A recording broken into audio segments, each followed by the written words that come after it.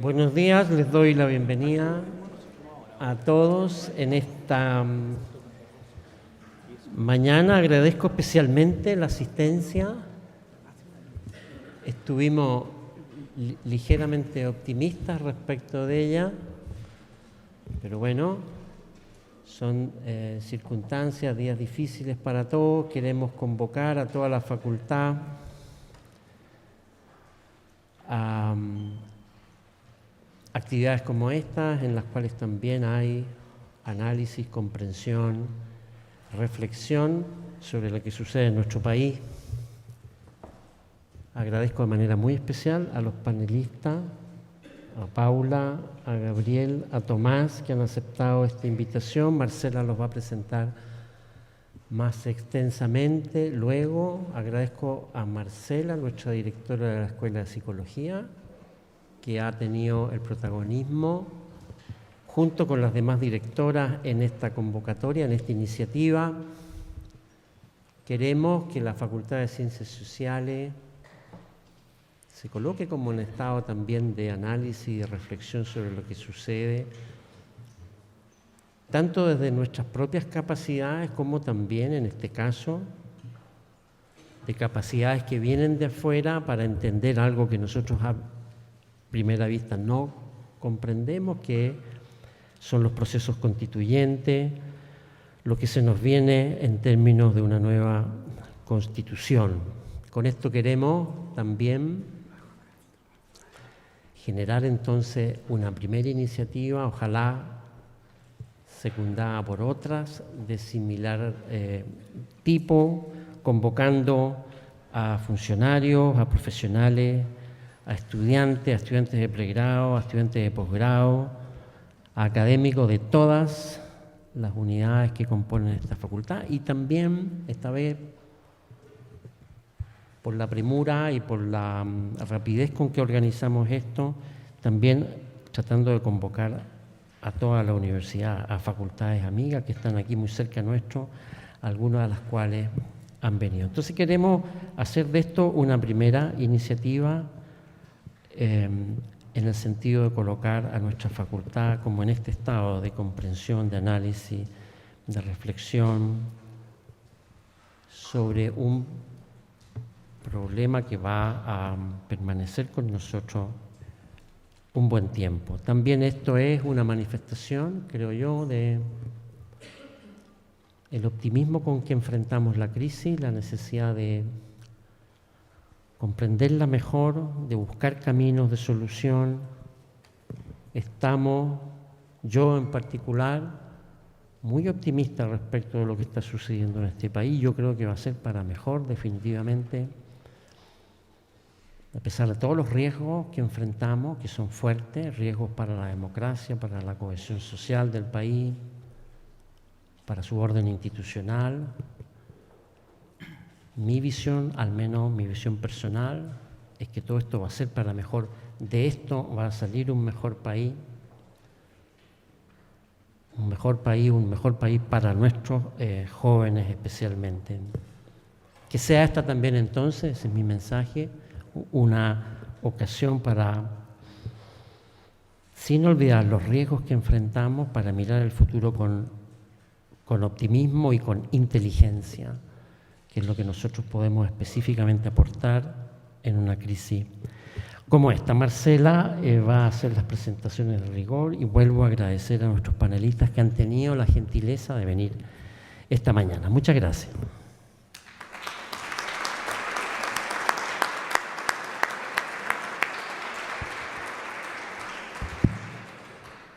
Sí, muchas gracias. Agradezco mucho las palabras de nuestro decano, profesor Eduardo Valenzuela. Como él decía, esta es la primera ocasión en que como Facultad de Ciencias Sociales queremos comenzar a organizar actividades. En este sentido, agradezco mucho a las directoras, somos 4 directoras de la facultad, de la Escuela de Trabajo Social, Carolina Muñoz, del Instituto de Sociología, Soledad Herrera, y de la Escuela de Antropología, Marjorie Murray. Marcela Cornejo, soy directora de la Escuela de Psicología. Agradezco mucho a todo el equipo organizador, principalmente al equipo de periodistas de la facultad, Andrea Fuentes y Gina Norambuena de la Escuela de Psicología, Francisca Campos del Instituto de Sociología, Cecilia Ceruti de la Escuela de Trabajo Social, Javiera Ramírez de la Escuela de Antropología. Como señalaba nuestro decano, la idea es poder tener este y otros conversatorios, dados los temas atingentes y contingentes que están sucediendo en nuestro país. Como país y como comunidad académica, ayer, martes 26, nos enteramos de una muy triste noticia, que es el hecho que Gustavo Gatica, estudiante de 21 años de Psicología, de la Escuela de Psicología de la Universidad Academia Humanismo Cristiano, finalmente va a quedar impedido de ver por sus dos ojos, dado los balines que recibió por parte de Carabineros.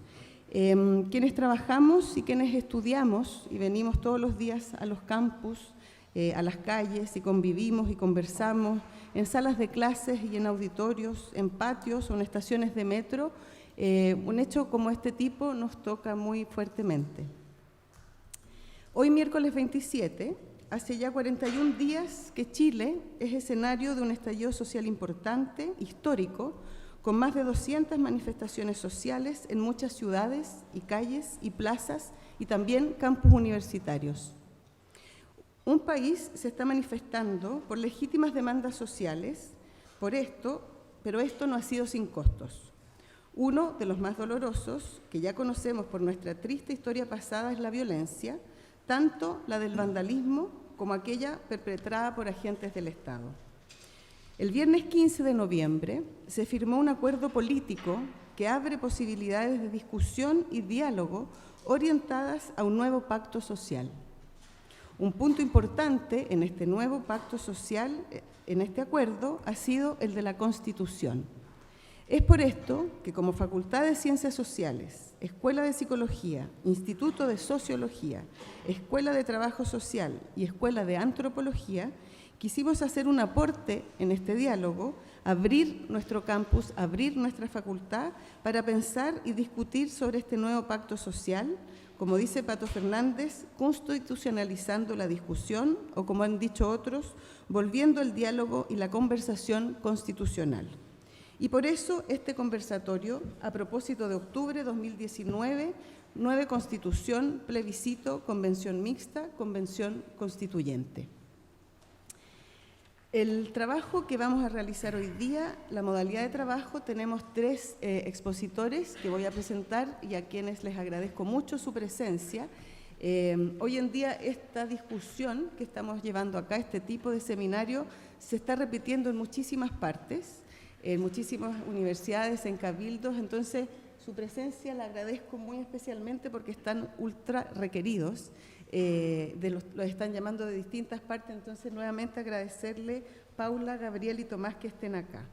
La idea es que cada uno de ellos va a hacer una exposición de unos 20 minutos y luego, mientras ellos están exponiendo, si alguno de ustedes tiene alguna pregunta, la idea es que la pueda escribir.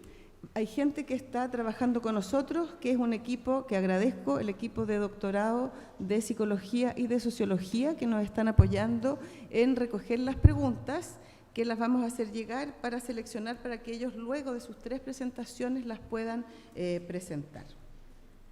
Sin más, parto con nuestra primera invitada. Ella es Paula Ahumada. Paula es abogada de la Universidad de Chile, estudió en la Duke University y es doctora en Derecho de la Universidad de Chile. Es profesora de la Facultad de Derecho de la Universidad de Chile y de la Universidad Central de Chile. Sus áreas de interés son el derecho constitucional, la teoría del derecho y, en particular, la relación entre el derecho y la economía política. Ha publicado artículos y columnas de opinión sobre libertad de expresión, derechos constitucionales, instituciones políticas y cambio constitucional en Chile. Paula, nuevamente, muchas gracias y bienvenida.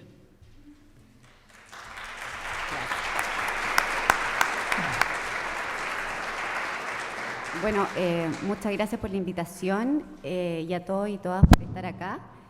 Es para mí un honor también poder compartir panel con ustedes, con los profesores Gabriel Negreto, Tomás Jordán, a quienes había leído, pero no había tenido ocasión de conocer personalmente. En esta oportunidad me quiero referir brevemente, en el contexto de este momento constituyente en el que vivimos, a la idea de la Constitución. Una cuestión que parece obvia, pero que es necesario tener en cuenta y analizar cuáles son los principios fundamentales, qué es lo que hace una Constitución para iniciar este diálogo y además referirme al diagnóstico de cómo pasamos en 28 días de la demanda del problema por el alza en el costo del transporte a una petición general de revisar las bases fundamentales de nuestro Estado, que es finalmente la Constitución política. Esto es verdad que es una crisis social, una crisis económica, que ha redundado también en una crisis a nuestra autoridad, a la autoridad y al derecho. Yo creo que también desde el punto de vista del derecho nos tenemos que preguntar cómo afecta nuestras reglas, nuestros principios, y porque esto se ve cuando venía para el campus, por ejemplo, la falta de semáforos. La necesidad de semáforos, uno puede hacer una analogía con cómo funciona el derecho, ¿no? Cada vez que hay una luz roja sabemos que tenemos que parar, es una regla, una imposición, pero que nos habilita a llegar de forma más rápida y segura a nuestro destino final. ¿Esto es un problema acá? Sí. Entonces, y la violencia también denota la falta de poder. Cada vez donde brota la violencia, como la hemos visto, tanto la violencia institucional, con este lamentable informe de Human Rights Watch, ahora últimamente, y de Amnistía, o la violencia y el vandalismo en las calles. Bueno, la Constitución y lo que hace es, se entiende desde el punto de vista del derecho como este conjunto de normas, como la norma fundamental que habrán escuchado, como un acuerdo social, que lo que hace es constituir el poder, en primer lugar, y ahí denota este principio que se llama el de soberanía popular, es decir, que una comunidad se da a sí misma una estructura de poder y de sus reglas de forma independiente de otro elemento externo. Y luego, ya constituido y distribuido el poder en los distintos poderes del Estado, el Poder Ejecutivo, Legislativo, Judicial, en el caso chileno tenemos además unas autonomías constitucionales, dentro de las cuales está el Tribunal Constitucional, el Banco Central o la Contraloría. La Constitución lo que hace es presentar el camino de creación de las reglas, ¿ya? Y algo que suena abstracto, pero realmente es bastante importante porque es cómo nosotros nos reflejamos en la legislación. Y eso es finalmente el Estado de Derecho. El Estado de Derecho es un gobierno que tiene que actuar de acuerdo a ciertas reglas ya preestablecidas en este acuerdo social que deriva de este principio de soberanía popular desde el constitucionalismo democrático. En derecho, nosotros entendemos que la ley, y es una definición clásica que la da el artículo 1 del Código Civil, que es la ley es la declaración de la voluntad soberana manifestada en la forma prescrita por la Constitución, manda, prohíbe o permite. Esta definición que nosotros la aprendemos de memoria y tiene un contenido sustantivo porque en ella la idea es que se refleje la voluntad soberana, la voluntad democrática. Chile, nuestra Constitución establece en su artículo 4, Chile es una república democrática. Y lo presento así porque creo que uno de los graves problemas que tiene nuestro orden constitucional es respecto de cómo se genera la legislación, ¿ya? Esta Constitución ha sido criticada desde su origen por las circunstancias históricas que dieron lugar a ella, esta ilegitimidad de origen, pero por circunstancias también políticas se tomó un camino de intentar hacerla propia a través de la legitimidad de ejercicio, que se llama, como a través de reformas. Este camino que fue tomado desde el 89, yo creo que al estar sentados acá y discutiendo un nuevo orden constitucional ya se denota como fracasado. Pero es importante dar cuenta de por qué fracasa. Está la reforma de 1989, la reforma que habilita la transición a la democracia, y la reforma del 2005 que lleva la firma del presidente Lagos. Entonces, algunos dicen ya a esta altura, ¿por qué no entonces, por qué seguir con este tema de la ilegitimidad de origen? Y el problema entonces es tanto procedimental, como voy a explicar, como de carácter sustantivo. Ya de carácter sustantivo porque constitucionaliza un determinado orden económico implantado en dictadura. Entonces tenemos primero el tema de la limitación a las mayorías. Nuestra Constitución establece quórums supramayoritarios para la aprobación de ciertas reglas. Estas son las llamadas leyes orgánicas constitucionales, cuyo quórum de aprobación es de 4/7. ¿Ya? Tenemos que pasar por ambas cámaras porque es un sistema bicameral. Hay un presidencialismo que se llama reforzado porque el presidente lleva a cabo o tiene mayores atribuciones para guiar la agenda legislativa. Y luego de pasar por estas dos cámaras, como un quórum supramayoritario, estas leyes obligatoriamente tienen que pasar por una revisión, un control que se llama preventivo del Tribunal Constitucional. Estas leyes orgánicas constitucionales son aquellas que establece la Constitución, pero además en todas las otras leyes existe lo que se llama el control facultativo, es decir, que los parlamentarios pueden hacer una prevención de inconstitucionalidad dentro del proceso legislativo y acudir nuevamente al Tribunal Constitucional como este órgano que dirime estos conflictos y hace efectivo el principio de supremacía constitucional. Este órgano sabemos que ha estado bastante en la polémica y nos olvidamos ya que hace 2 meses el gran conflicto que teníamos institucional era producto de esta pelea pública entre la Corte Suprema y el Tribunal Constitucional por quién tenía la última palabra en temas de interpretación. O sea, ya es una Constitución que refleja la existencia, la inexistencia, la anomia de una norma que pueda resolver un conflicto entre los poderes del Estado. Entonces, hay una limitación a las mayorías que impide finalmente que se expresen los problemas de gobierno. Y luego está esta idea de una constitución que se ha llamado neoliberal y que por mucho tiempo la idea del neoliberalismo fue catalogada como simplemente un eslogan que usaba la izquierda para denostar este orden constitucional, este sistema económico.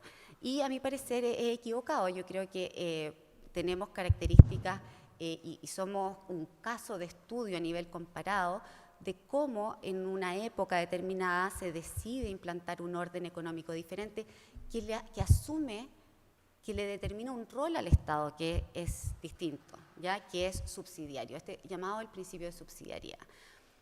Si bien hay algunas académicas que hablan de que la subsidiariedad no está como una norma explícitamente establecida en el texto constitucional, yo lo llamo a revisar, el artículo primero de la Constitución que establece el orden social. ¿Ya? Porque la Constitución no es solamente jurídico, sino que lo que establece finalmente es un orden social y económico determinado. Al principio las personas nacen libres e iguales en dignidad y derecho, luego viene la familia es el núcleo fundamental de la sociedad. Tercero, los órganos intermedios bajo los cuales el Estado dice vamos a asegurar la autonomía para que estos órganos funcionen, para que la sociedad pueda organizarse por sí misma y no tenga que depender del paternalismo estatal.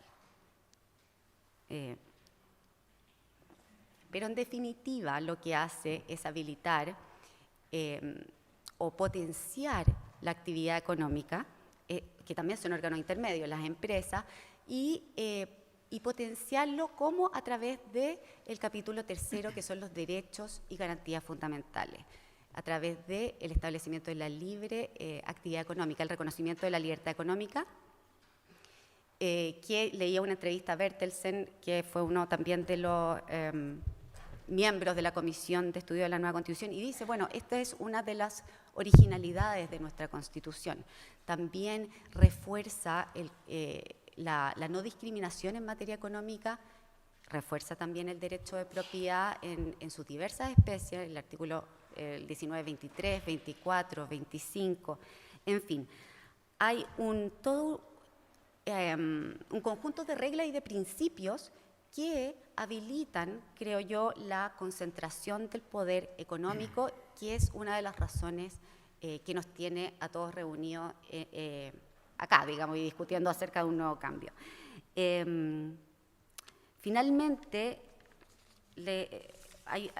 el tema de por qué no hemos logrado cambiar o no hemos podido legitimar a través del ejercicio de esta Constitución, me parece relevante hacer mención a esta entrevista, una entrevista que salió este año en el Mercurio, que se le hace al ministro Carlos Cáceres, que fue uno de los encargados de negociar las reformas a la Constitución en 1989, a propósito de los 30 años de esta reforma, porque es reveladora en cuanto a lo que va a señalar. Digamos, Cáceres señala que la reforma del 2005 fue muy importante, que la nueva Constitución fuera firmada por Ricardo Lagos como presidente, pero reitero que para mí lo más importante de la Constitución de 1980 es lo que no se ha modificado. Creo que ha dado un sentido de estabilidad que todos sabemos que es un elemento fundamental para el progreso del país. Bueno, ya ese elemento de estabilidad sabemos que no es tal. Respecto a las modificaciones, Cáceres menciona que lo fundamental de la Carta Magna está expresada en los artículos 1 y 3. Estos capítulos no han sido modificados y no quisiera que sean modificados. ¿Cuáles son esos capítulos?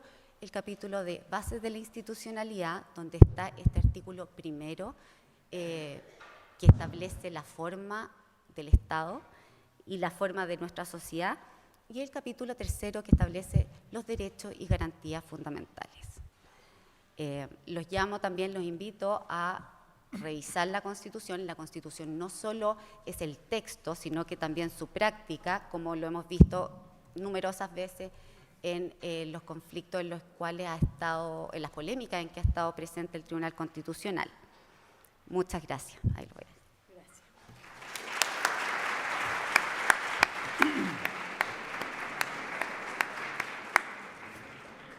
Muchas gracias, Paula. Les recuerdo que la modalidad de trabajo va a ser que quienes tengan preguntas puedan anotar su pregunta en un papel, además a quién va dirigida la pregunta, y levanten la mano porque tenemos gente que las va a ir retirando, de manera de que cuando los tres presentadores y la presentadora hayan finalizado, poder realizar las preguntas y tener esto que invitamos, que es un conversatorio. Continuando con nuestro conversatorio, va a hacer su intervención, su presentación, Tomás Jordán. Tomás es abogado, magíster en Ciencia Política de la Universidad de Chile y magíster en Derecho Público con mención en Derecho Constitucional de la Universidad Autónoma de Barcelona. Fue investigador para el Banco Mundial en materia de justicia constitucional sobre el derecho a la protección de la salud y coordinador del proceso constituyente realizado en el gobierno de la presidenta Michelle Bachelet. En la actualidad, Tomás trabaja como profesor de Derecho Constitucional en la Universidad Alberto Hurtado. Una vez más, Tomás, muchas gracias y bienvenido. Muchas gracias, Marcela. Dale, gracias. Muchas gracias por la invitación a la facultad, al señor decano, a Marcela en particular.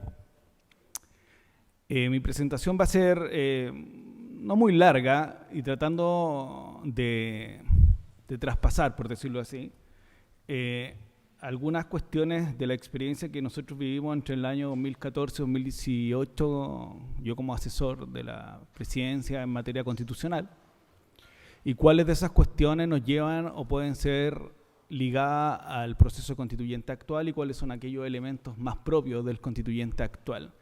Y si les parece, podemos dejar, bueno, de mi parte, para el rato de preguntas, de los 2/3, la hoja en blanco, los elementos más como finos de lo que está dando vuelta. Entonces, voy a tratar de hacer algunas cuestiones más, una mezcla entre lo que nosotros llamábamos pensar y hacer al mismo tiempo, entre teoría y práctica, ¿vale? Bueno, una cuestión muy de contexto. Hace unos 3 o 4 años, la adhesión al cambio constitucional en todos los instrumentos de medición no ha bajado del 65%. La última semana, las encuestas dicen que un 80-85% quiere cambiar la constitución política. Por lo tanto, estamos hablando de que la gran mayoría de chilenas y chilenos quieren una nueva constitución.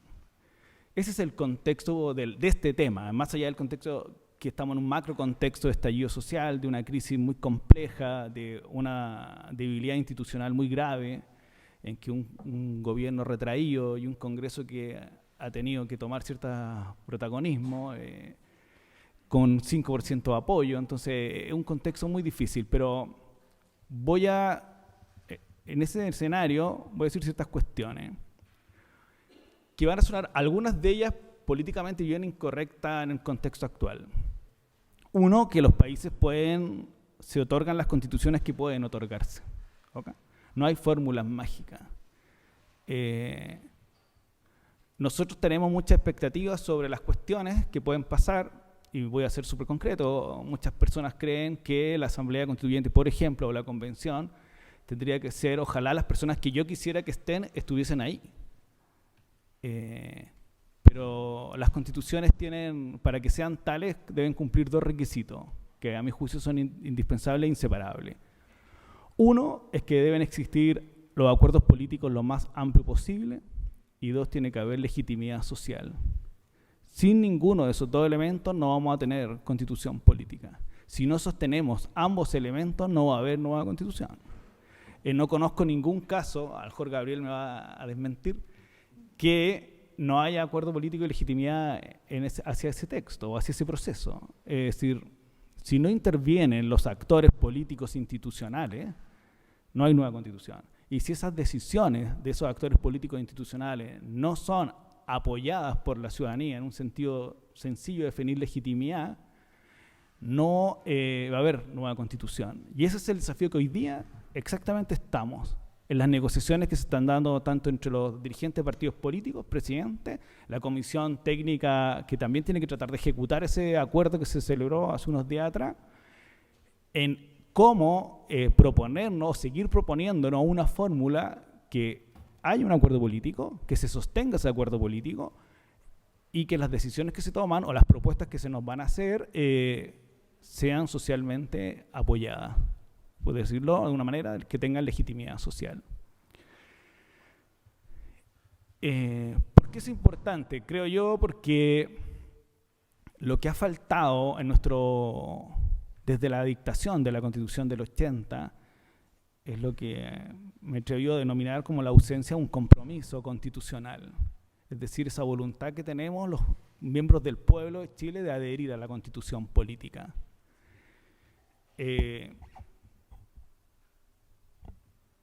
Las constituciones, como decía Paula, tratan 2 grandes temas al final: la ordenación del poder político y los derechos fundamentales que las personas tenemos.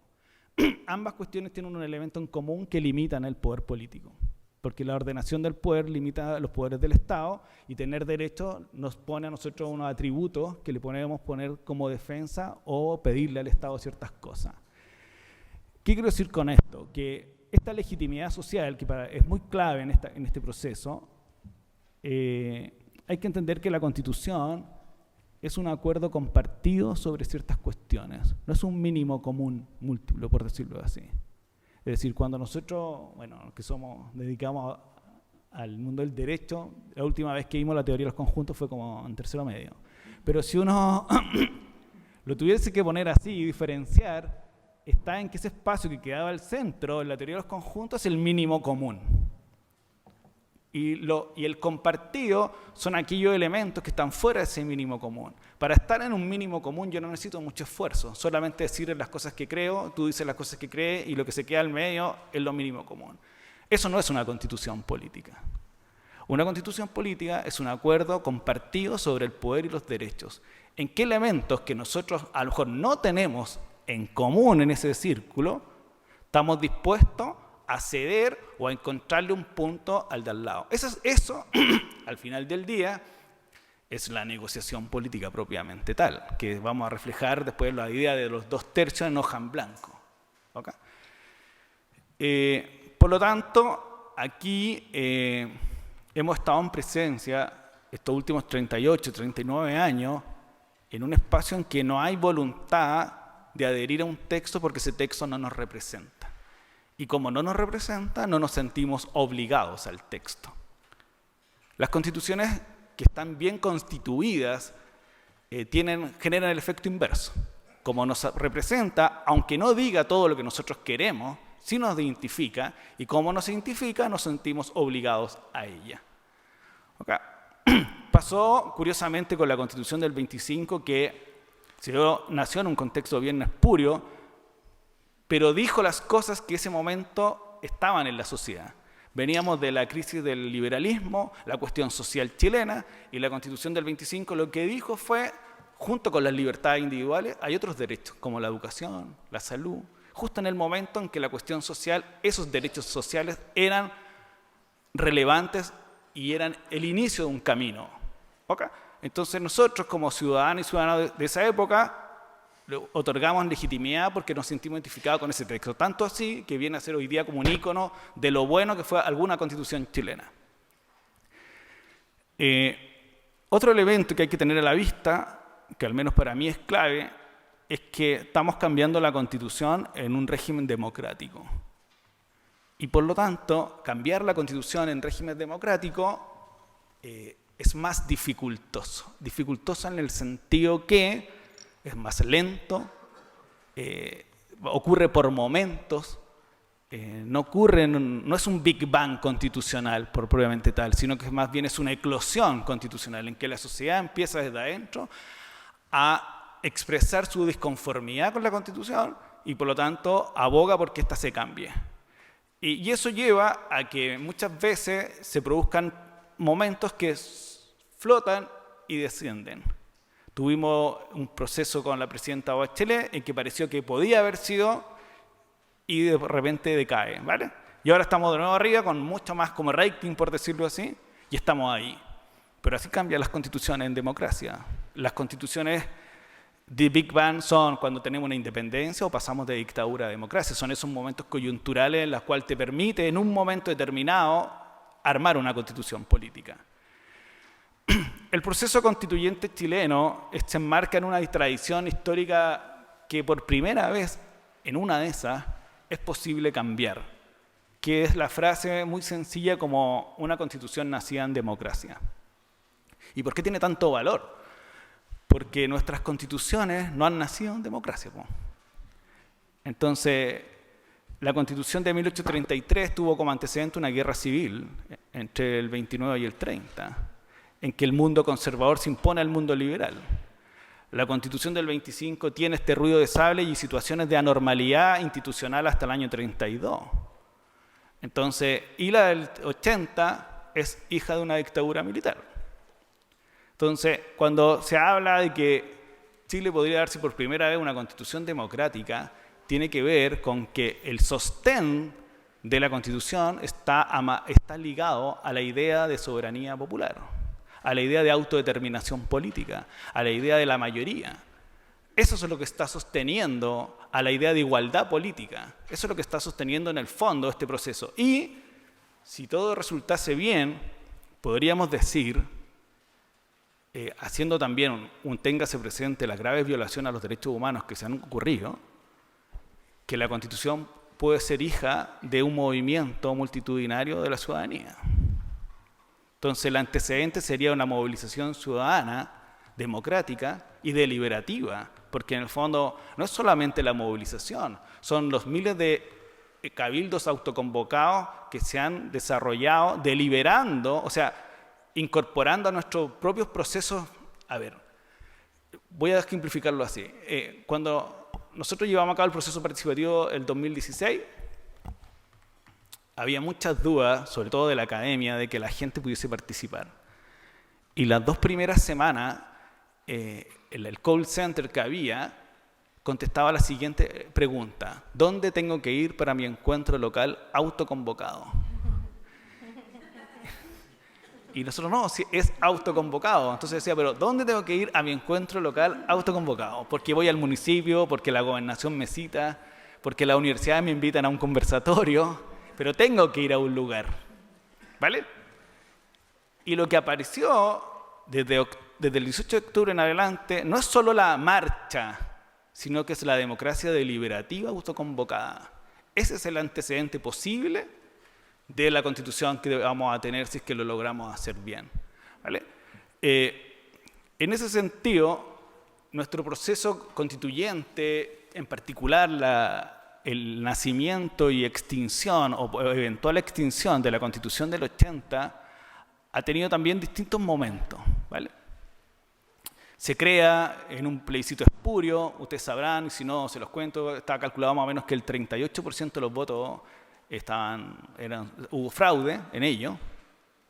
Entonces nace con una oposición radical a su propia Constitución, y ese primer ciclo termina en las reformas del año 89, después viene un ciclo bastante largo de reformas constitucionales hasta el año 2005, y estos 2 momentos, sobre todo el segundo, tiene una particularidad que es muy definitorio para entender lo que estamos pasando ahora, que es que un sector político no estaba conforme con la Constitución porque no lo identificaba, porque no participó en ella, y por lo tanto quería que se reformara, ¿vale? Y otro sector político le decía que no.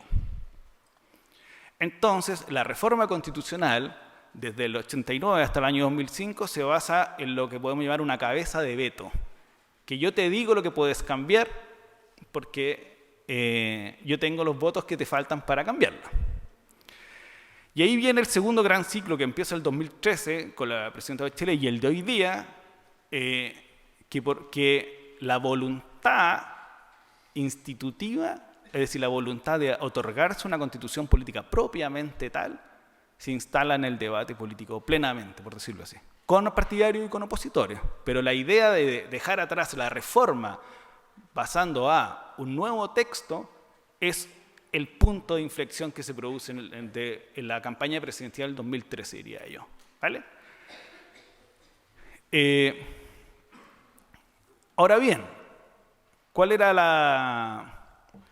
la tensión que se producía en ese momento? Estoy hablando de 2013-2017. En que esa nueva constitución, si es que podríamos llamarla así, porque yo recuerdo cuando se creó el Consejo Ciudadano Observador del proceso participativo, un sector de él pidió sacar la palabra nueva. Nueva. Entonces que dijera, no, que digamos, por una constitución. Tanto así que Martín Binacur, un publicista muy conocido, me mandaba el otro día uno de los primeros afiches en que él le borraba nueva. Entonces era tal cual lo que estoy contando. Era no, constitución. Pero ¿qué quiere decir? Que uno es capaz de superarse a sí mismo y por lo tanto en el curso de eso, las personas que estaban en contra de la nueva constitución dijeron, bueno, en una de esas podemos hablar de nueva constitución. Como esbozando la palabra, así como cuando le dicen, ya, atrévete a decirlo. Nueva, ya, no está. Pero era una nueva que tenía que darse 100% con la reforma, sobre la constitución actual y en el Congreso. ¿Vale?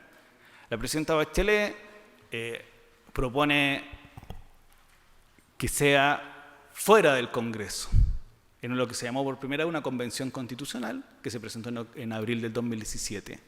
Entonces la tensión que se empezó a fraguar con la idea de nueva constitución, pero nueva como en gris bien claro, por decirlo así, era entre nueva constitución más parecido lo más posible a una reforma constitucional o nueva constitución con las reglas de una nueva constitución, que fuera un órgano distinto al Congreso, paralelo a él, y que pudiera discutir en una hoja en blanco el texto constitucional, un nuevo texto constitucional. Nosotros en ese momento no definimos cómo se debería integrar la convención, porque proponíamos que pudieran ser 2 subfórmulas, una mixta, tanto parlamentarios como delegado electo, o 100% electo, que fue al final lo que hoy día va a aparecer en la papeleta del plebiscito.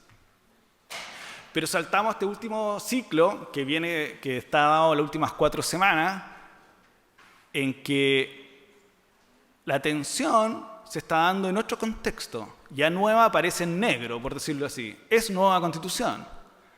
Lo que pasa es que lo que estamos visualizando hoy día son 2 tensiones. Una, me parece que es una convención regulada, de libertad regulada, por decirlo así, y otra es una convención intervenida. Esa es la tensión que existe hoy día. ¿Qué quiero decir con intervenida, sobre todo?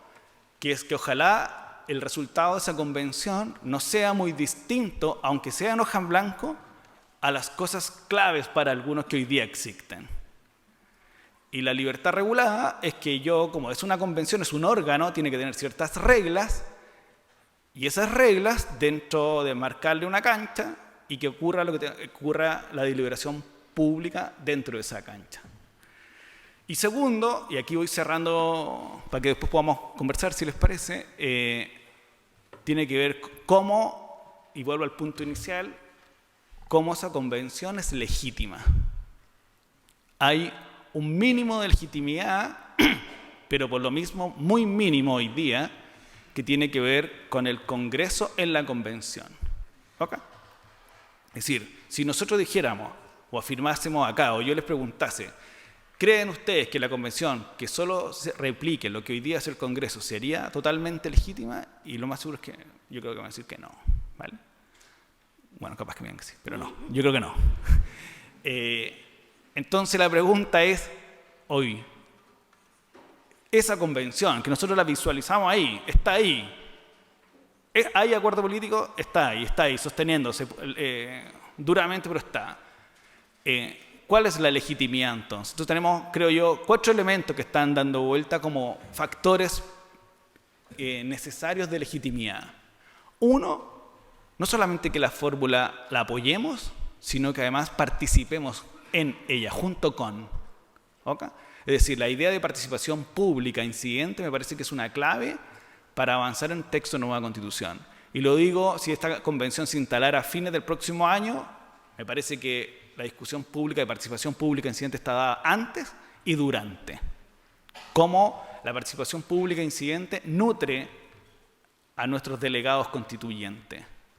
Y esto no es menor, porque en general la teoría del mandato de nuestros representantes, cualquiera sean, de partido o no, es que ellos sean libres para tomar decisiones. Pero cuando nosotros estamos visualizando un modelo en que la participación incide en la representación, le estamos fijando como ciertos contornos que nosotros como ciudadanos y ciudadanos queremos que ellos miren o se tomen en consideración para tomar una decisión constitucional. No sé si me explico. Esa es la participación pública incidente. 2, que tiene que ver con la paridad. En el fondo, esa convención será legítima entre más cercana se ve a la paridad entre sexos, ¿vale? Y esa es una discusión que está dando en este momento en el Congreso y en la Comisión Técnica. 3, tiene que ver cómo nosotros incorporamos en el fundamento de la Constitución a los pueblos indígenas, como sostenedores del pacto constitucional. A eso me refiero, porque algunos dicen, bueno, si los pueblos indígenas representan el 10%, bla, bla, bla, bla, ya, está bien, si eso es indesmentible, pero tiene que ver con otra cosa. Como la Constitución es un pacto de constituirse, la pregunta es si aquellos que estuvieron antes que nosotros tienen derecho a estar en ese pacto de constituirse. Eso tiene que ver con la idea de incorporación de pueblos indígenas. Entonces, si vamos a concurrir a la formación de un pacto constitucional, que es una norma jurídica, no es una cuestión etérea, es tan fome como una ley. Pero la pregunta no es el texto, sino quiénes tienen derecho a estar en la discusión de ese texto. Y por último, tiene que ver con la participación de los independientes o aquellos que están ajenos a los partidos y participan de esa convención. Y ahí hago un matiz a favor y en contra. por los que le decía yo antes. Yo en los foros que he estado, todos me dicen, ningún político debería estar Benito Baranda, por decirlo de alguna manera, debería estar este, otro, esta mujer, porque es feminista y no sé cuestión. Y le digo ya, ¿electo o designado? Y quedan en silencio. Entonces digo, yo prefiero que mi candidata pierda en una elección a que sea designada, porque las democracias corporativas son bastante discutibles, ¿vale? Entonces lo que hay que discutir es cómo las distintas miradas que no están ligadas a partidos políticos tienen la igualdad de condiciones para participar en el espacio llamado Convención Constitucional, con las mismas armas, entre comillas, ¿vale?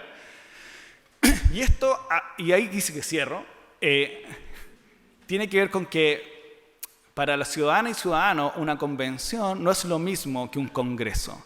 Nosotros podemos llegar a aceptar, por decirlo así, que en el Congreso estén siempre representados los partidos políticos y alguno que otro independiente, ¿vale?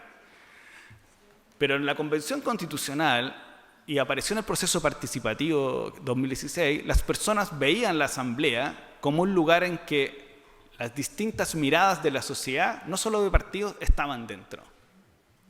Entonces, si nosotros tenemos eso como por un elemento a considerar en esta incidencia, deberíamos abogar para que esa convención no solo esté en los partidos, sino la mayor cantidad de miradas posibles que nosotros creemos que son legítimas y democráticas de estar. Muchas gracias.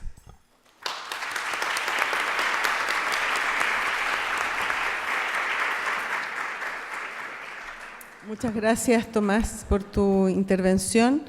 Les recuerdo a los asistentes que aquellas personas que ya vayan teniendo preguntas puedan levantar la mano para que las podamos ir retirando, para luego acá, por ejemplo, si se pueden distribuir el equipo organizador, acá tenemos ya preguntas, si pueden ir entregándolas, indicando la pregunta y a quién la dirigen, de manera que luego que presente Gabriel, nuestro espacio de conversatorio pueda ser ágil y podamos ir compartiendo una discusión, un diálogo, ¿no? ¿Hay manos levantadas? Sí, para que vayan levantando y estemos todos bien atentos y atentas. Y los invito además a aprovechar a nuestros 3 invitados para poder preguntarles muchas cosas.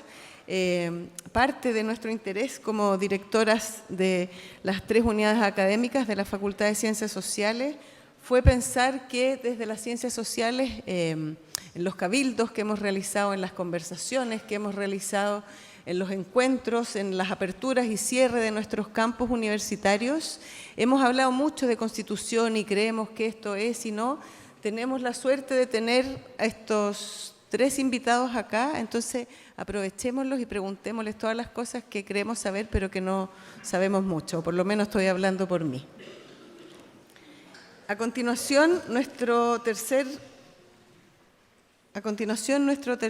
invitado, que es de la casa, Gabriel Negreto.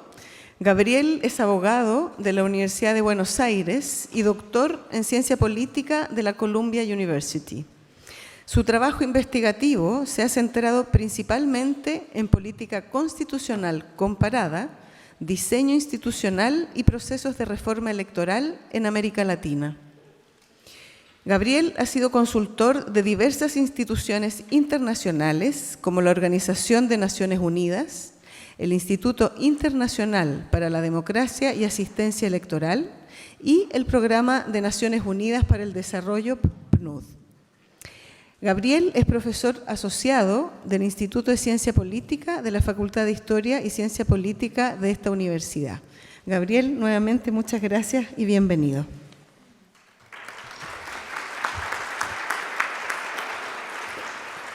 Muchas gracias Marcela y la Facultad de Ciencias Sociales por esta invitación y muy agradecido aquí de compartir este panel con Paula y con Tomás y con todos ustedes una serie de ideas acerca de lo que estamos viviendo en cuanto al camino a una nueva Constitución. Yo quisiera abordar 3 puntos. El primero, las luces y sombras que tiene el acuerdo del 15 de noviembre. En segundo lugar, los contenidos del proceso ya acordado y lo que falta por llenar para que este proceso sea encauzado de manera adecuada. Y finalmente quiero brindar una reflexión sobre los límites que tiene el posible intento de querer atar el proceso desde el inicio en todas sus etapas.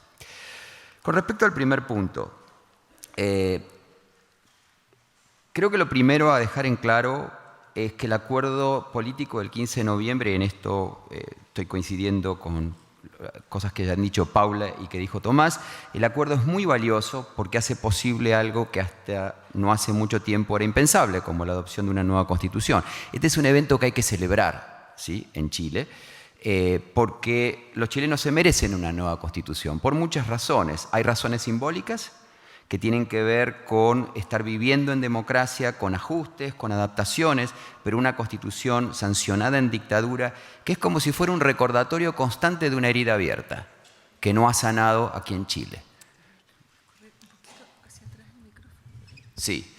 El segundo es que hay problemas de contenido, vacíos muy claros en esta constitución, que tienen que ver con la ausencia de derechos sociales, tiene que ver con la ausencia de mecanismo alguno de participación popular, de influencia en la toma de decisiones públicas, la necesidad de incluir mecanismos de decisión más mayoritarios que destraben el proceso de elaboración de políticas públicas, y también de establecer ciertos principios regulatorios a nivel, aunque sea general, pero que orienten a la jurisprudencia, orienten a los tribunales cuando surjan conflictos con los prestadores, por ejemplo, privados de servicios públicos, en cuanto al acceso a la salud, al sistema de pensiones, al acceso al agua y un montón de problemas que preocupan hoy a los chilenos, donde la Constitución obviamente no ofrece una respuesta concreta y específica, pero sí ofrece principios orientativos que van a hacer una diferencia luego en la vida cotidiana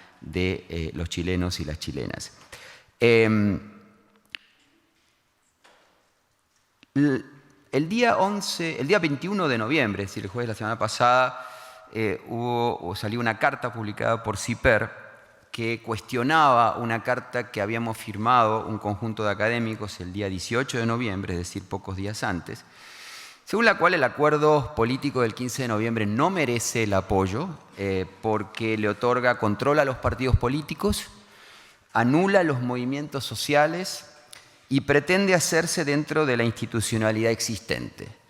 Yo creo que esta declaración es errónea en lo conceptual y falsa en lo histórico, ¿sí? Es claro que el acuerdo fue posible gracias a la movilización y la protesta social, eso no cabe la menor duda. Yo recuerdo que en el año 2014 me habían invitado a dar una charla de clausura al Congreso Chileno de Ciencia Política y me preguntaban por qué si hay más de un 70% de encuestados en Chile que quieren o están de acuerdo con una nueva constitución, ¿por qué no se puede abrir el proceso? Y yo les dije, bueno, lo que pasa es que la experiencia comparada indica que los políticos, las clases políticas establecidas y los intereses pertrechados en la institucionalidad no suelen abrir el camino a una nueva constitución si no es bajo la presión de un cuestionamiento social muy fuerte. Y esto lo enseñan los procesos constituyentes que hemos vivido, no solo en América Latina, en casos como Colombia, sino en otros países del mundo, como por ejemplo Islandia, Tailandia, Kenia, y un sinnúmero de casos en donde esto ha ocurrido. Bueno, efectivamente el tiempo me dio la razón. Fue la protesta social lo que hizo que se hiciera posible un acuerdo político. Tampoco cabe duda de que los movimientos sociales y la ciudadanía tienen que tener representación en el proceso. Pero en un contexto democrático, esto llama a complementar, no a sustituir las vías legales que ya están establecidas para la expresión de la voluntad popular. Con lo cual, afirmaciones tales como la democracia es el pueblo y no las instituciones, el poder constituyente se expresa a través de un órgano que se autorregula y no puede estar sujeto a norma alguna anterior, son evocaciones radicales, revolucionarias, ficticias, abstractas y que no responden a los procesos constituyentes en el mundo y mucho menos en aquellos que se han iniciado en contextos democráticos. Dicho todo esto, quiero también dejar muy en claro que el acuerdo llamado por la paz no resuelve la situación que está viviendo Chile hoy en día y que a mi juicio es muy delicada. No la resuelve porque este acuerdo no da respuesta a problemas muy inmediatos, como por ejemplo el problema de seguridad que estamos viviendo, la aclaración que se necesita y urgentemente acerca de los procesos para rendición de cuentas de violaciones de los derechos humanos, la falta de control sobre las fuerzas de seguridad. Sin esto no es posible ninguna paz. Es claro que va a depender de los tribunales, pero esto no exime al gobierno de ninguna manera de hacer transparente ante la ciudadanía cuáles son los casos que se están investigando, de qué manera se están investigando, y que en vez de criticar o de disminuir el peso de reportes como el de Amnesty International o el de Human Rights Watch, se salga a responder de una manera mucho más abierta ante la ciudadanía que está reclamando desde dos lados. Unos están pidiendo responsabilidades al punto de pedir la renuncia del propio presidente y otros están pidiendo que el ejército salga a la calle y ponga mano dura. Esto es una situación muy delicada. Y si el gobierno no da una respuesta clara, contundente, transparente y aceptable, esto puede hacer que todo el proceso del cual estamos hablando se descarrile. Y además hay otro elemento que este acuerdo por la paz no está resolviendo. La ciudadanía está reclamando respuestas en materia de reformas sociales y de cambios en las políticas públicas que la nueva Constitución va a coronar, va a fortalecer, va a cimentar. Si se hacen cambios para que el sistema de pensiones sea más equitativo y más solidario, va a venir luego una nueva Constitución que le dé fortaleza a estos cambios, que los eleve a un nivel constitucional. Pero no se puede esperar hasta el 2021. ¿Sí? Entonces, este acuerdo por la paz nos abre un camino a algo deseable, como es una nueva Constitución para Chile, pero no es una respuesta completa a la pacificación de este país en este momento. Los contenidos del acuerdo y los vacíos que es necesario llenar. El acuerdo establece unos principios y reglas mínimas, fruto de un pacto político multipartidario. El plebiscito de entrada, que va a preguntar si se quiere una nueva constitución y qué tipo de asamblea o convención constituyente se quiere, que dicho sea de paso, esto es una novedad única en el mundo. Yo no conozco ningún otro proceso constituyente que se haya establecido en el mundo, en ningún contexto en donde se le pregunte a la ciudadanía si quieren cambiar la Constitución y además qué tipo de órgano constituyente van a elegir. Casi siempre los plebiscitos vienen asociados a un mecanismo ya acordado, sea la Asamblea Constituyente, sea un Congreso Constituyente que se va a elegir, etc. Está establecida una serie de principios mínimos para la elección de la Constituyente, de la Convención, en su totalidad o en parte de ella, si se aceptara la opción de la Convención mixta. Y esta es la referencia al sistema electoral que se utiliza para elegir diputados hoy en día. La naturaleza de la convención, que no va a ser una asamblea constituyente en el sentido pleno, va a tener potestad absoluta para redactar una nueva constitución desde cero, y en este sentido podemos decir es soberana, pero no es soberana en cuanto a que tenga un estatus jurídico o de legitimidad democrática por encima de los órganos constituidos. Eso está muy claro en el acuerdo, porque precisamente por eso se dice que la Convención no puede interrumpir los términos de mandato ni arrogarse ningún tipo de jurisdicción sobre los órganos constituidos. Se establece el punto conflictivo, como es el quórum de 2/3 para sancionar la Constitución, y el referendo final, ¿sí? el referendo ratificatorio. ¿Qué es lo que falta? Bueno, primero faltan muchas cosas. Esto es un acuerdo muy mínimo, muy mínimo. En principio, la regulación del plebiscito, toda la discusión acerca del voto obligatorio, eventualmente umbrales de participación. Esto es necesario decidirlo, y esto sí es necesario decidirlo de antemano. Las reglas de selección de delegados en cualquiera de las formas que adquiera la Convención, yo creo que dadas las horas que se pasaron discutiendo y dados los constreñimientos que había de tiempo, se recurrió a lo que ya había, que es el sistema de elección de diputados, un sistema que por cierto es relativamente nuevo porque fue reformado en el año 2016, pero este es un sistema completamente insuficiente para lo que se necesita hoy en día en materia de representación en un proceso como el que está enfrentando Chile. ¿Por qué? Porque se necesita complementar las reglas existentes para hacer que la representación incluya a ciudadanos independientes, a organizaciones de la sociedad civil, a movimientos sociales y a pueblos originarios y comunidades indígenas. Nada de esto está excluido, pero claramente no está en el sistema electoral actual. Por ejemplo, ¿existe una cuota de género? Sí, pero es una cuota de género que establece un máximo de 60% de candidatos de un mismo género, que aplica solo a las listas de los partidos. Hay que revisar si esa es la cuota que se quiere.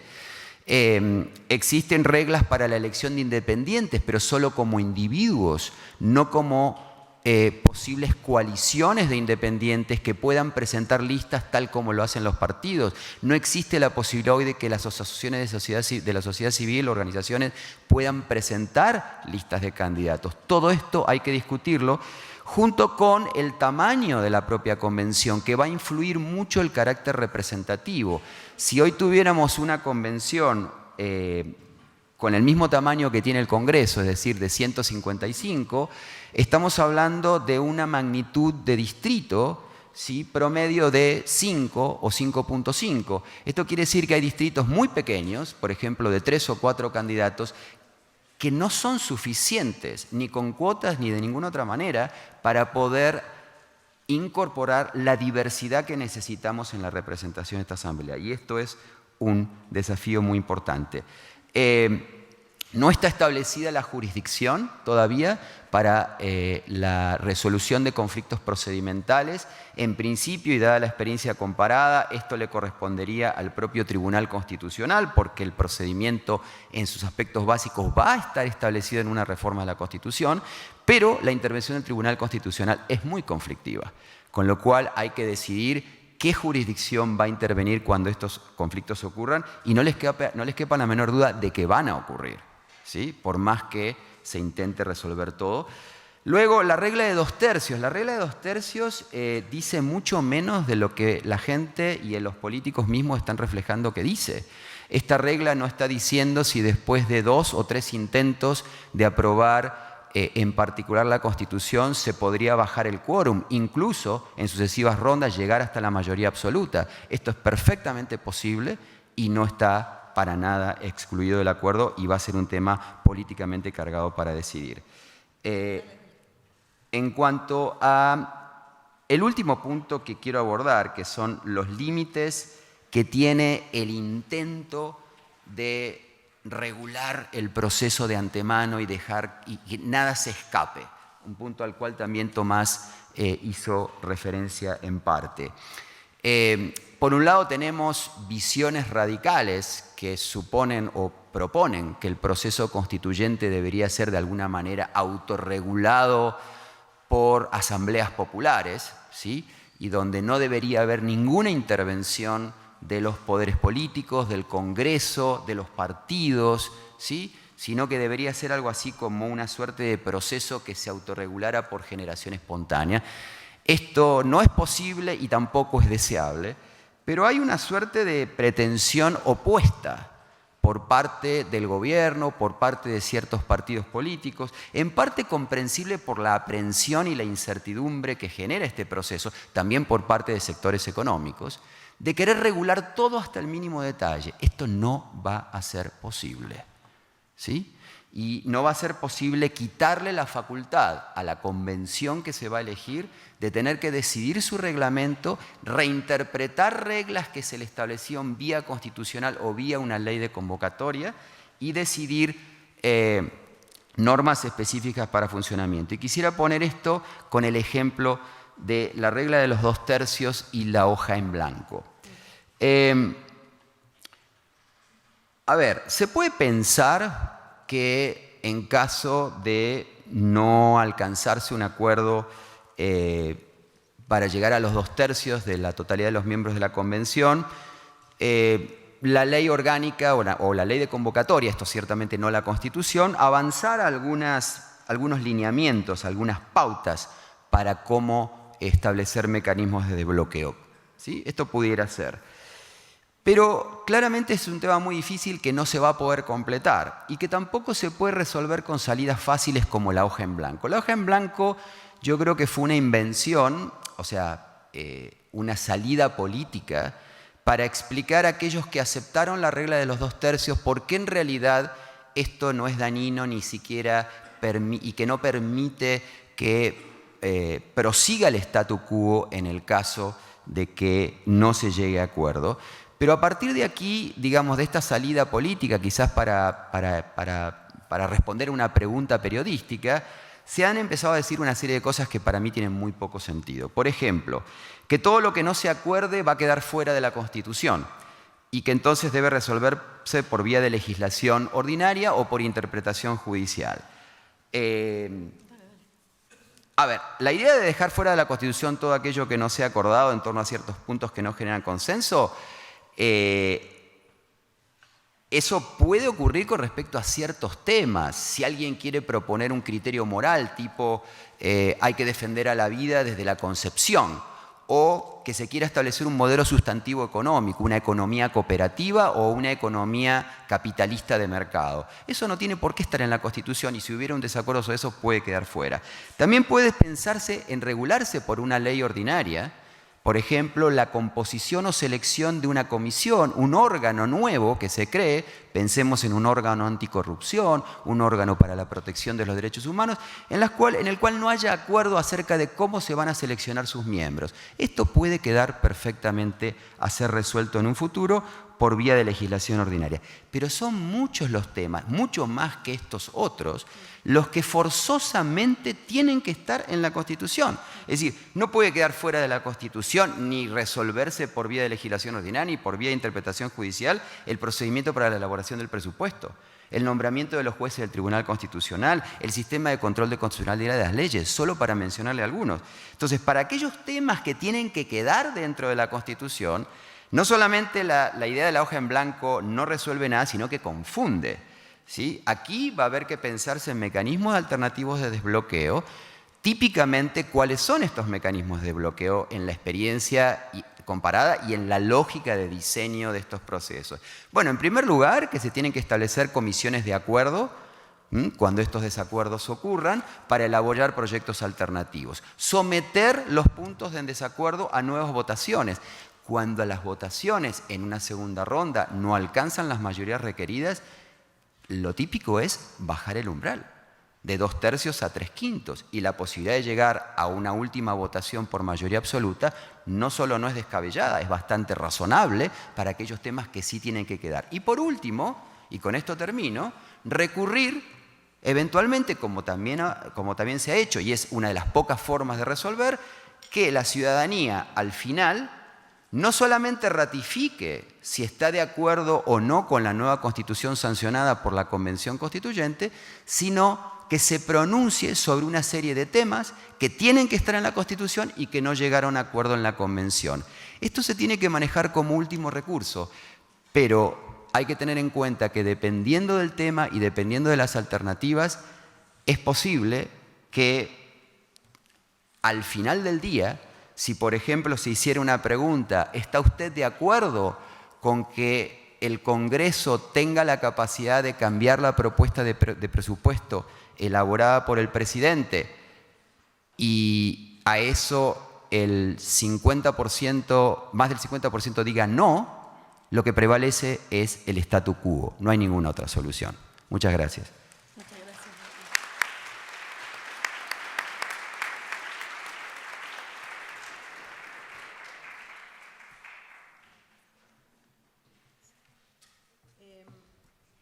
Agradecemos a Gabriel su presentación.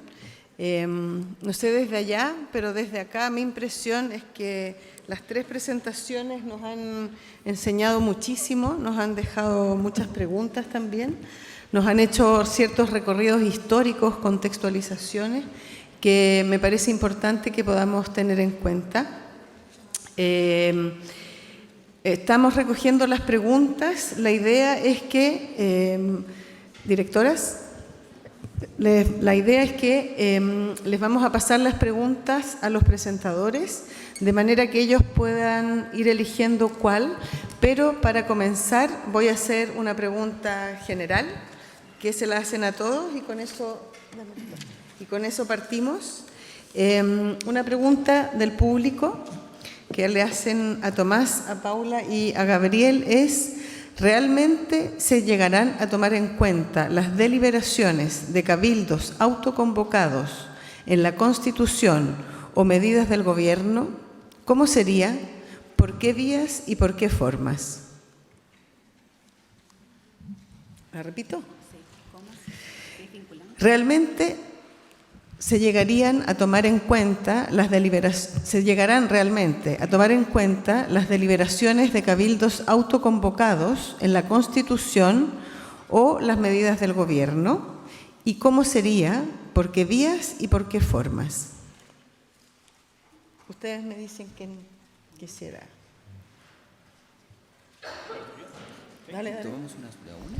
Esta Al se la agua hicieron, Tomás Jordán. sí, perdona Tomás. Esta pregunta le explico a Gabriel. Esta pregunta la hicieron para todos. Por eso partimos con esa y después ya les voy repartiendo. Me voy a remitir a mi experiencia en realidad. Nosotros cuando pensamos en el proceso participativo 2016, hicimos un recorrido por todos los procesos participativos que habían existido, ¿vale? Y todos tenían un elemento en el cual fallaban, a nuestro juicio, y era que no estaban sistematizados, ¿vale? Habían habido procesos de consulta, participaciones, pero quedaban literalmente en una pieza las hojas de la gente que había deliberado, y por lo tanto se hacía como que hubo un proceso de consulta, hubo consulta pública, pero el producto propiamente tal, nosotros no pudimos encontrar sistematizaciones comparadas. Entonces, fuimos, me acuerdo, Google nos invitó a California a un seminario. Nosotros queríamos esta idea de la incidencia, ¿vale? Entonces, que el representante tuviese que hacerse cargo de lo que la ciudadanía decía.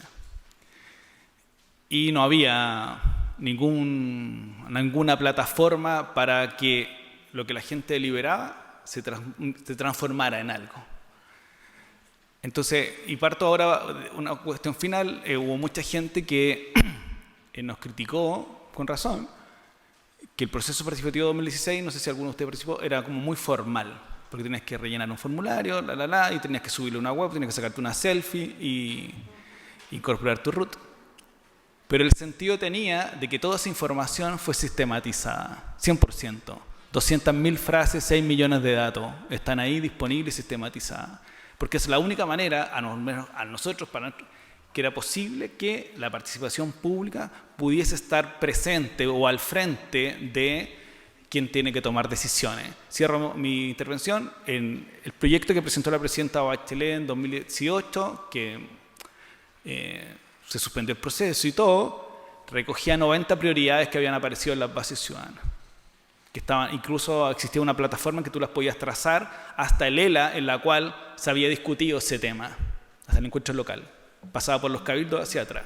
El gobierno que llegó tomó una decisión, se borró todo, pero está ahí, por si a alguien le interesa, porque los links están disponibles en otras plataformas. Pero quiero decir que a la pregunta, súper concreto, si no hay sistematización de las voluntades, va a ser lo que pasó en Bolivia, que eran 60.000 papeles en una sala. ¿Vale? Gracias, Tomás.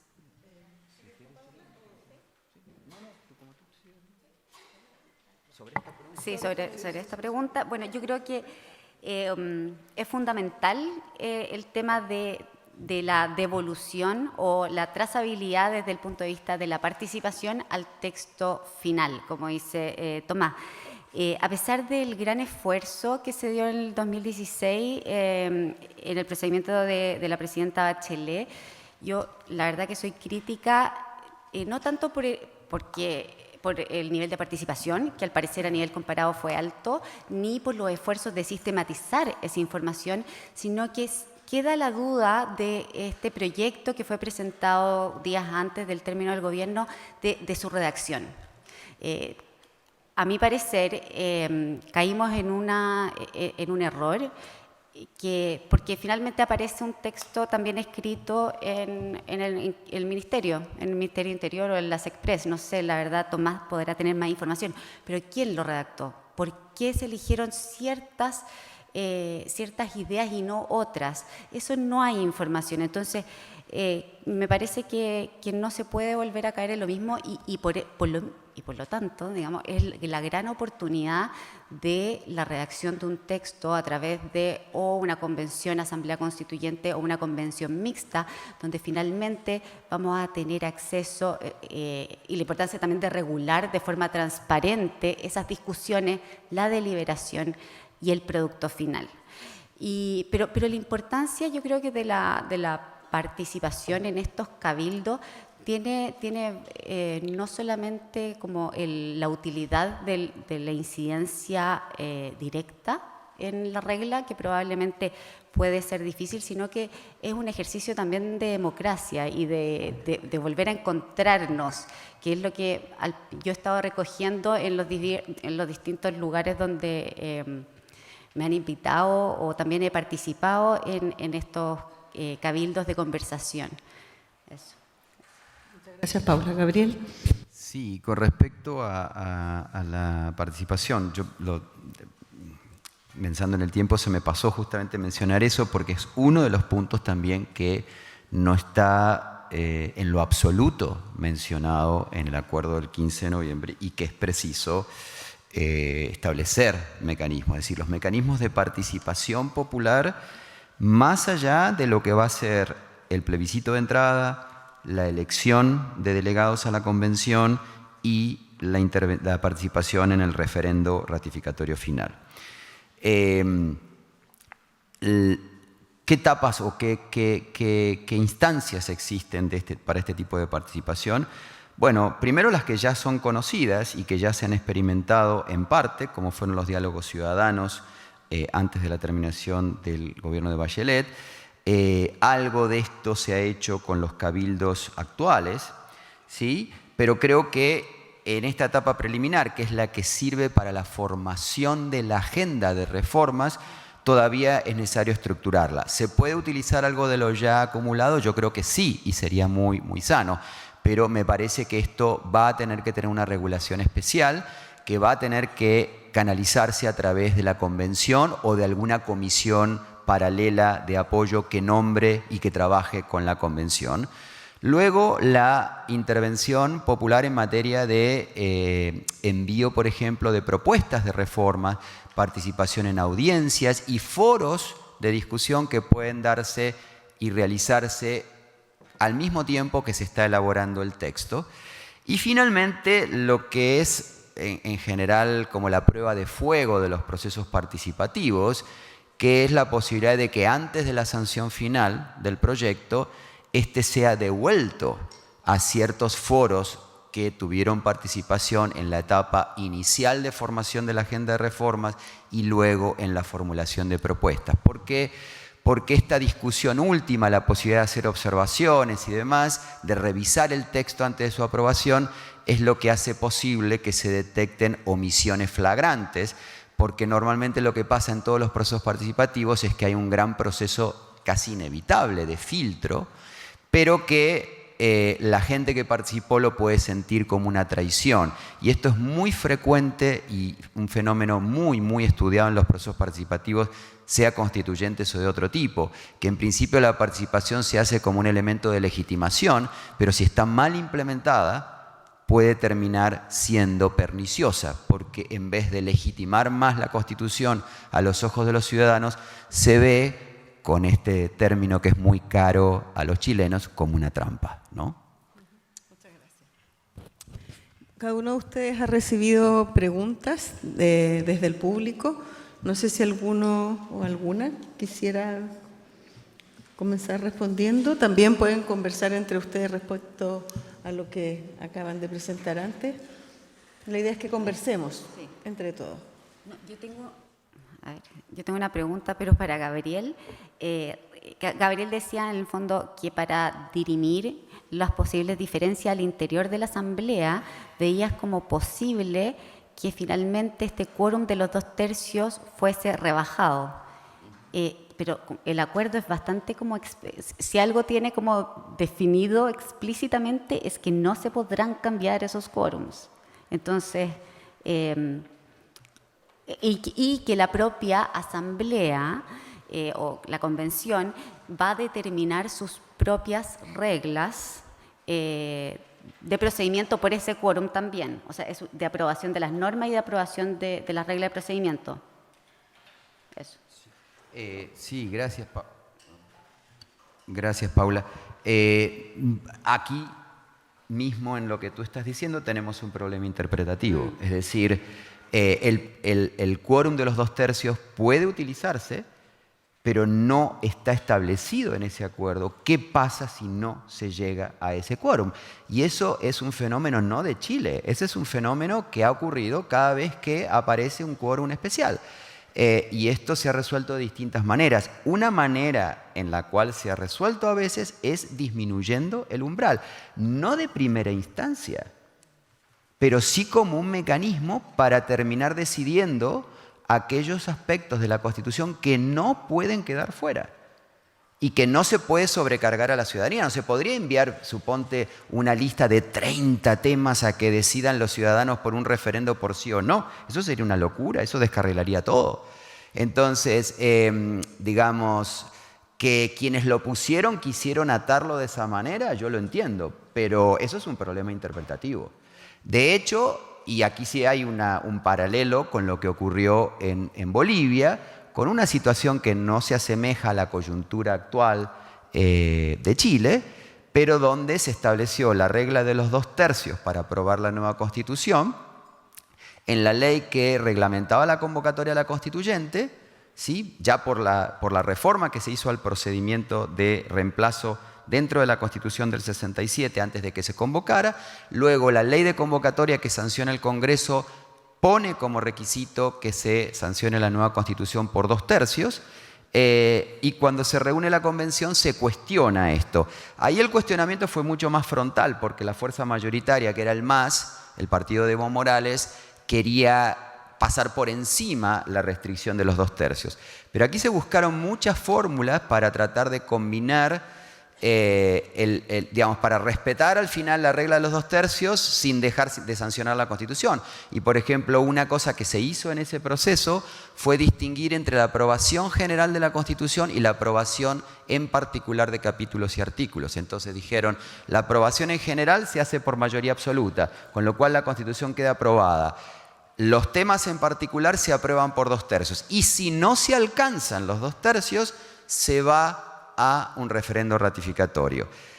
Esa es una posible solución, pero existen incluso reportes de la Comisión de Venecia sobre cómo se resuelven los bloqueos cuando hay reglas de decisión de mayoría calificada, y uno de ellos, que a mí me parece mucho más adecuado que terminar sobrecargando a la ciudadanía, decidiendo sobre temas que no es que no tenga la competencia ni la capacidad para decidir, pero sino que es como trasladar a los ciudadanos el fracaso de los propios representantes, que es bajar el umbral de aprobación. Yo no lo veo violatorio del acuerdo, pero es un tema interpretativo. Dale. Sí, yo creo que son dos cosas, dos tiempos que son distintos. Lo que vaya a ocurrir en la convención no lo sabemos. Lo que solo sabemos es lo que hoy día existe, en el sentido de que el acuerdo dice que las normas que se quieren que aprobar en la convención son por 2/3 y su reglamento. Entonces se configura una especie como de los 2/3 y el dilema del precipicio de la ley común. Me explico. Porque lo que no logra 2/3 no existiría en la Constitución cuando hay una hoja en blanco. De eso se trata, ¿no? Hoy día cuando tienen la Constitución, si no logra 2/3, sigue rigiendo la Constitución que está. Si quiero cambiar el artículo 1 de la Constitución actual, presento una propuesta, no logro los 2/3 y da lo mismo, entre comillas, porque sigue tal cual el texto vigente. Cuando yo tengo una hoja en blanco, ambas partes vamos a escribir un artículo 1 que nos parezca bien. Y lo más seguro, o es posible, no lo más seguro, es posible que lleguemos a un acuerdo o es posible que no lleguemos a un acuerdo. Y ahí necesariamente se va a trabar, y ahí yo sigo a Gabriel en esto, pero con unas ciertas diferencias, pero hablamos lo mismo. Hay cuestiones que tienen que estar en las constituciones y hay cuestiones que podrían no estar en las constituciones. ¿Okay? La pregunta es cómo nosotros con un quórum de 2/3 nos ponemos de acuerdo en que esas cuestiones que sí tienen que estar en las constituciones lo logremos y no nos vayamos al legislador, que por decirlo así, un precipicio. ¿En qué sentido? Porque el quórum es mucho más bajo que los 2/3. Entonces, voy a ejemplificarlo. Si alguien quiere que no exista TC y otro quiere que exista Tribunal Constitucional. Entonces, si yo no quiero que haya un Tribunal Constitucional y tú quieres, yo te veto con mi 1/3 tu Tribunal Constitucional. Pero lo que va a pasar es que después yo voy a querer que exista el derecho a la educación y tú no quieres que haya derecho a la educación. Y como tú me vetaste el TC, o yo te veté el TC, yo te veto lo otro. Eso va a pasar. Porque así ocurre la negociación política. Entonces nos va a llegar en un momento, y ahí ligo a lo que hace Gabriel, es que nos vamos a mirar y vamos a decir, o todo va a la ley, y por lo tanto vamos a tener un TC con menor quórum que cualquier constitución, o yo también me quedo sin algo que me importa mucho. Entonces, y esa cuestión va a ser necesariamente que en vez de caerse, va a volver a la mesa. Y ahí tenemos dos opciones, y ahí viene la negociación propiamente tal, que es cómo hacemos para resolver aquellas controversias que va a llegar un momento en que todos vamos a tener elementos que queremos que estén y otros que podemos negociar que no estén, pero lograr esos 2/3. Entonces a lo mejor, voy a especular, podemos concordar que haya un TC, pero a lo mejor que no tenga control preventivo de constitucionalidad. Entonces tú me dices, sí, ya, estoy dispuesta a que no haya un control preventivo, pero que exista TC en la Constitución. Y se apareció la luz así. Eso creo que hay que ponerle mucho como énfasis en la negociación política que se tiene que dar en la convención. Porque ni tú ni yo vamos a creer que nuestros temas relevantes puede que pasen al legislador, porque si me toca una mayoría que nunca es la mía, nunca se va a regular. No sé si me explico bien. Entonces, prefiero siempre las personas viven con certeza, asegurar en el momento determinado. Y eso me parece que el quórum es alto, pero el incentivo está puesto entre ley común y 2/3, el incentivo está puesto para que los temas vuelvan a la mesa regularmente. Y ahí hay que buscar el camino cómo salir. Muy bien. Les propongo que retomemos algunas de las preguntas que los asistentes les han planteado. Tal vez puedan seguir relacionándolas con el tema anterior, que veo que tiene distintas interpretaciones, como decía Gabriel, pero para ir recogiendo lo que nuestros asistentes y nuestras asistentes les han ido preguntando. No sé quién quisiera.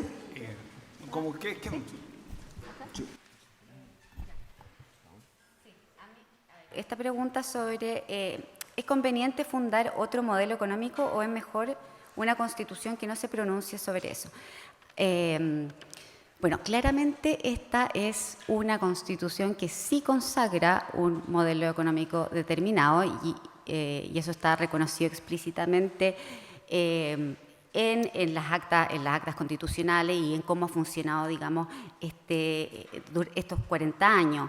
Y acá yo quiero recordar la Constitución del 25, que algo hablaba Tomás. Esta Constitución que tiene un origen, digamos, también en una situación de crisis y que se hace digamos, en esta Asamblea Constituyente, no hay Asamblea Constituyente, y con un plebiscito también que fue cuestionado. Pero esta Constitución habilita desde el 32 al 73 la expresión de diferentes proyectos políticos y diferentes modelos de desarrollo económico. Está el proyecto, o sea, el gobierno de Jorge Alessandri, luego tenemos la Revolución en Libertad de Eduardo Frei Montalva, para terminar con la propuesta de la vía chilena al socialismo, que buscaba fundar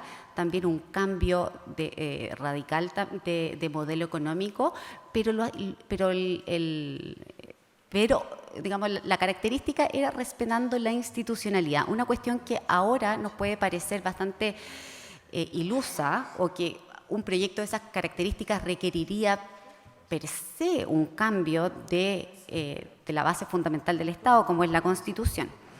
Entonces, y yo creo que ahí hay que perderle también miedo a la regla de mayoría y a la ley simple, porque finalmente lo que permite esta estabilidad, más allá del quiebre del 73, pero de 40 años, es la posibilidad de hacer cambios dentro de la institucionalidad. Y hay una discusión muy interesante que se da en los 60, a finales del gobierno de Jorge Alessandri, precisamente porque había una idea de crisis también en el país, y es relevante, por ejemplo, la cita de Patricio Aylwin en esa época. Dice que estas reformas constitucionales parece como que despertaran una esperanza, y es que producidas las reformas se remediarán todos los males del país. Advierte la importancia de las reformas por cuanto se debe adecuar la vieja maquinaria del Estado chileno para las realidades económicas y sociales. En esa época la idea era Chile tiene una nueva sociedad, por lo tanto requerimos, ya nuestra Constitución está vieja. Entonces también está esta discusión de cambio constitucional. No se llega a proponer un cambio total de la Constitución, sino que hacer medidas de reforma. ¿Ya? Entonces, a la pregunta de otro modelo, me parece que más bien lo que, como opinión personal, llamo a tratar de crear una institucionalidad que permita la expresión política de las mayorías, y que eso es lo que asegura más la estabilidad. Muchas gracias. Hay una pregunta para Tomás y luego Gabriel va a tomar otra pregunta. Quiero un poco complementar lo que dice Pablo, que estoy de acuerdo en el 83% de lo que ella está diciendo.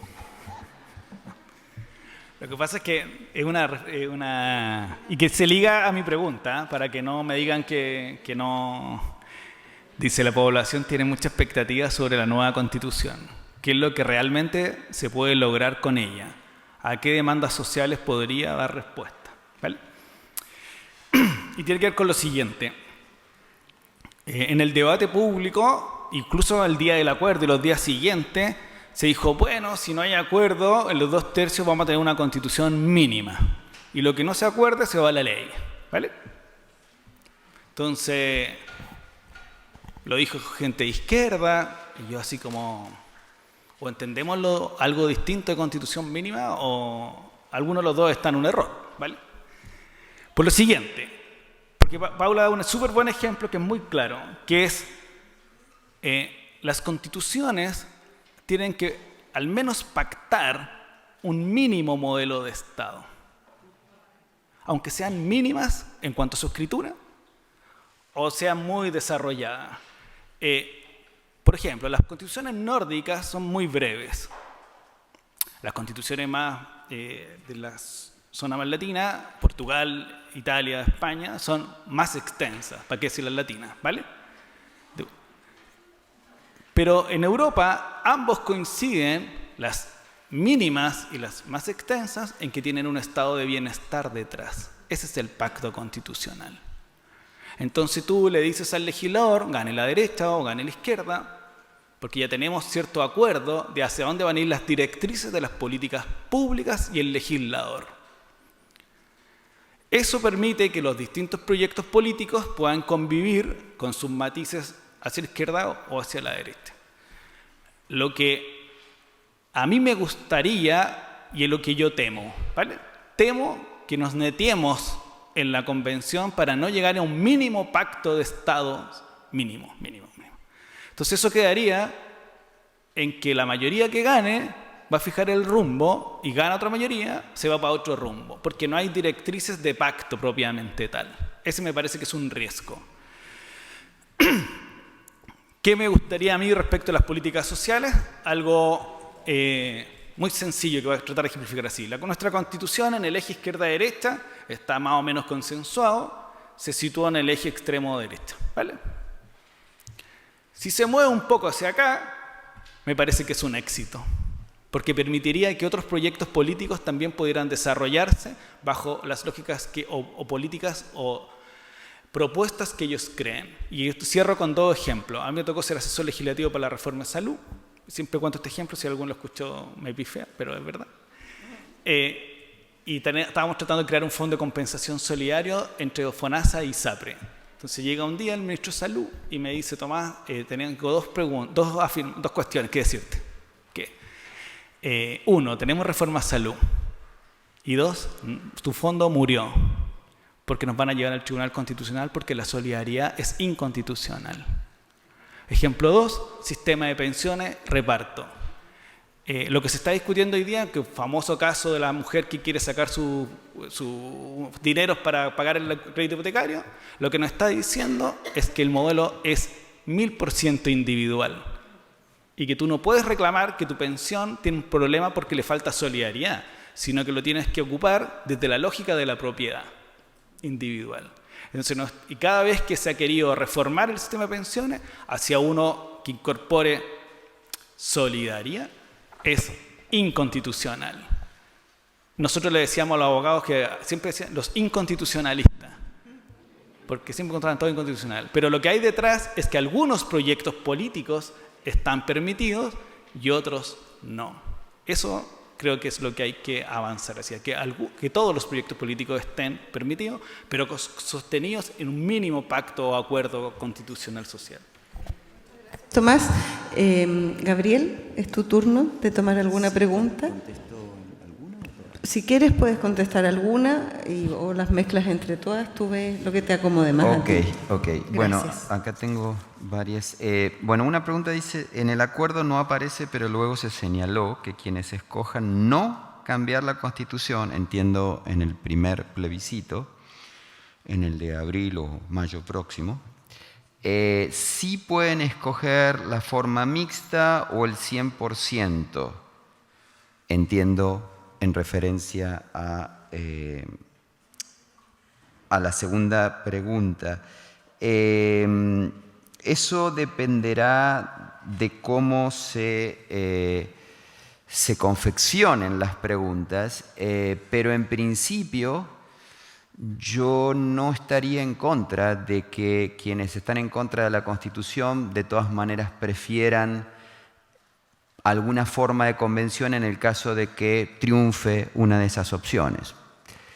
La verdad es que no sé, no me parece, pero no me parece que haya como una razón muy clara para impedirles que en caso de que sean derrotados, lo cual es lo más probable, prefieran una forma de convención y no otra. Es decir, que prefieran que no hubiera constitución, pero que sí la hay, y por lo tanto hay que elegir el órgano constituyente, que este sea, por ejemplo, una convención mixta. Y yo creo que esta opción se va a dar, y me parece legítima. ¿Considera usted que los migrantes o los colectivos de migrantes debieran tener voz y voto en la convención constituyente? A ver, esto yo creo que tiene que quedar... no creo que haya alguna razón muy fuerte para cambiar la legislación actual. Creo que Chile es relativamente generoso en cuanto a la capacidad de los extranjeros de votar después de un cierto tiempo. Me parece que debieran tener la capacidad, por supuesto, de votar aquellos que tienen la capacidad de votar en elecciones ordinarias. Desconozco ahora en este momento, seguramente Paula y Tomás lo saben mejor, la capacidad que puede tener un extranjero de ser representante. Y ahí, a lo mejor nuestros colegas extranjeros que están acá. Yo ahí desconozco, pero ciertamente si existe esa posibilidad o si se puede reforzar, lo vería bien, digamos. No sé si amerita una regulación particular, pero es cierto que Chile ha tenido en los últimos años una ola migratoria muy fuerte y que es probable que estén, digamos, afectados también por las decisiones que surjan de este proceso constituyente. ¿Qué se entiende por una constitución que incluye un Estado plurinacional?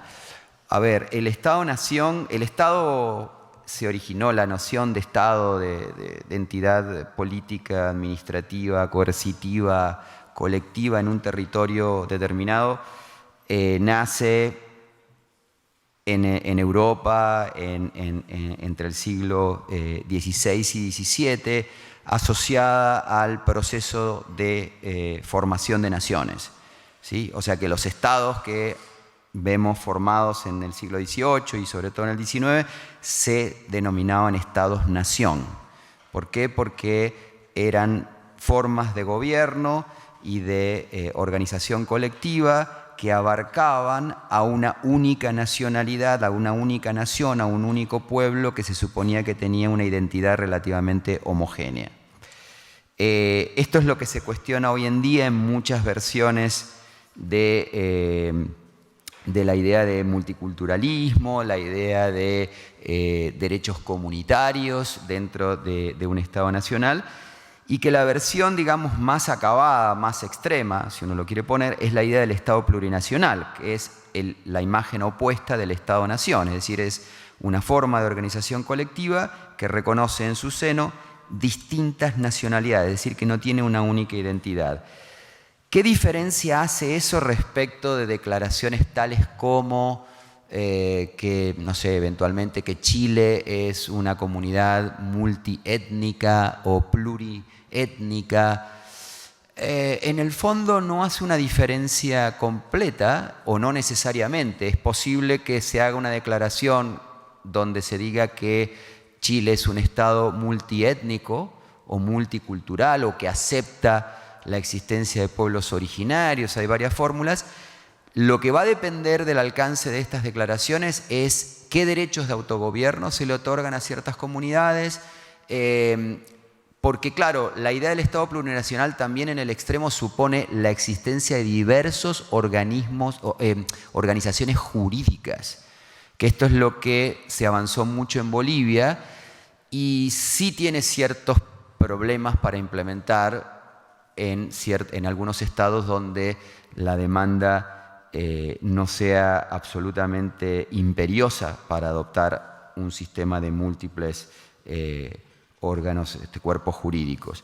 Entonces, todo va a depender, digamos, establecer la consulta previa que requiere el convenio 169 de la OIT, según la cual los pueblos originarios tienen que ser consultados ante la afectación de los recursos naturales donde están establecidas sus comunidades. Eso se puede hacer sin necesidad de tener la declaración explícita de que el Estado es plurinacional.